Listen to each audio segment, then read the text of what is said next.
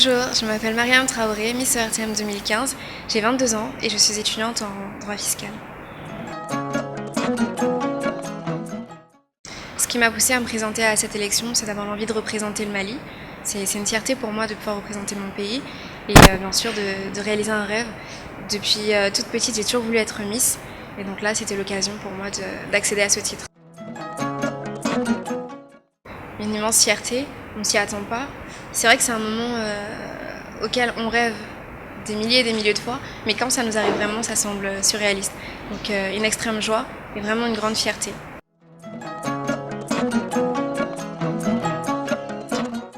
Face aux critiques et aux problèmes que le comité a rencontrés, je reste assez perplexe parce que le Mali reste un pays laïque. Donc si on veut organiser une élection, ça devrait être possible pour chacun d'entre nous. D'autant plus que l'élection Miss ERTM existe depuis 1972.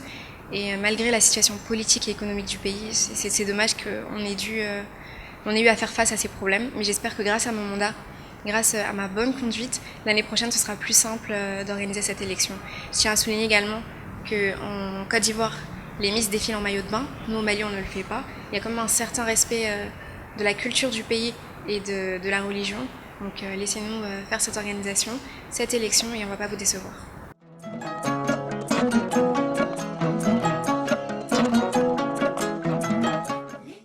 Par rapport à la polémique de Koulikoro, c'est une polémique injuste et injustifiée.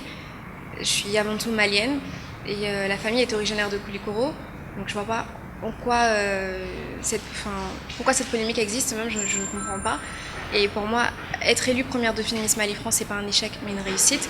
Quand on sait qu'il y a une centaine de candidates au début au casting, qu'après on est 12 finalistes et que sur 12 j'arrive deuxième, c'est vraiment une réussite plus qu'un échec. Et ce serait un manque de respect envers ces personnes-là de dire que j'ai échoué à l'élection Miss Mali France.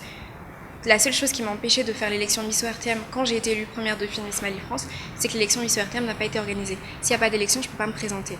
Mais cette année, il ne faut pas oublier que la candidate qui est venue représenter la France en 2015, c'était une première dauphine et pas la Miss. Donc c'est pas du tout par rapport à ça que j'ai pas pu me présenter en 2014.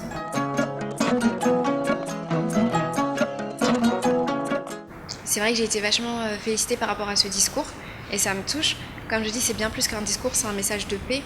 Quand on est dans un pays qui est en guerre, je pense que chaque citoyen veut qu'on retrouve la paix dans le pays parce qu'il faut qu'on avance. C'est pour nos enfants, pour nos parents, pour nous-mêmes. C'est important qu'il y ait la paix, qu'on soit soudés. Donc ce message, il venait vraiment du cœur. C'était pas forcément pour gagner, c'était vraiment ce que je ressentais, ce que je pensais au moment présent et ce que je pense toujours maintenant.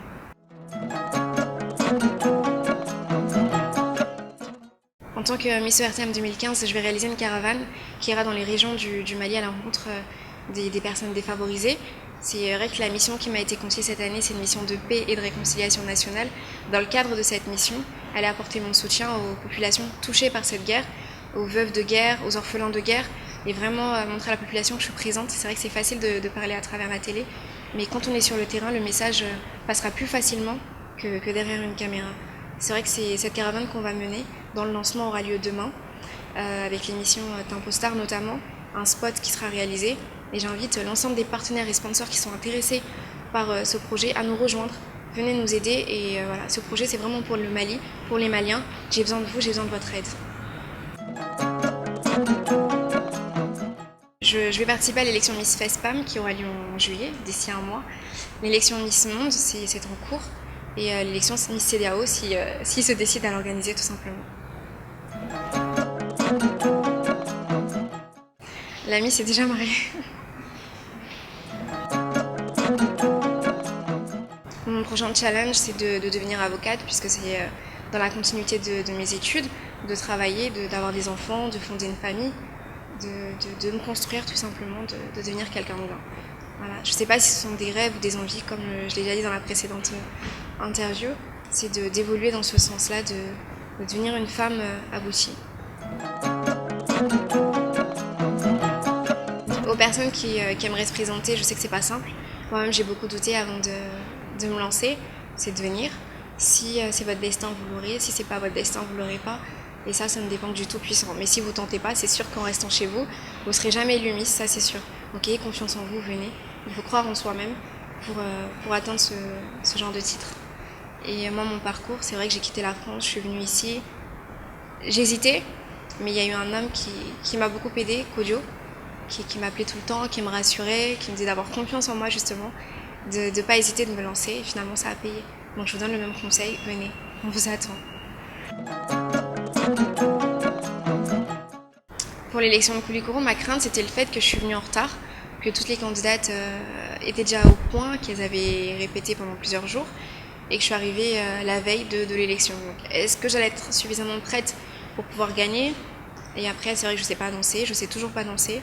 Donc pour Miss ORTM, c'est ça qui m'inquiétait aussi. Donc finalement, ça s'est passé quand même.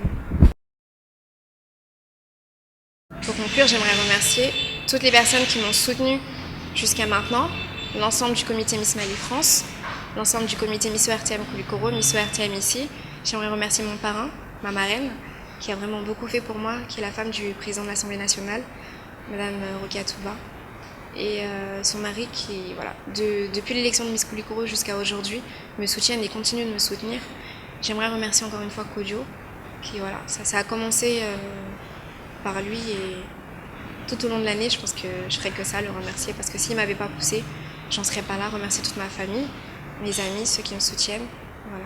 Donc j'espère qu'à la fin de ce mandat, l'année prochaine, vous serez fiers de votre Miss. Je ferai tout pour en tout cas.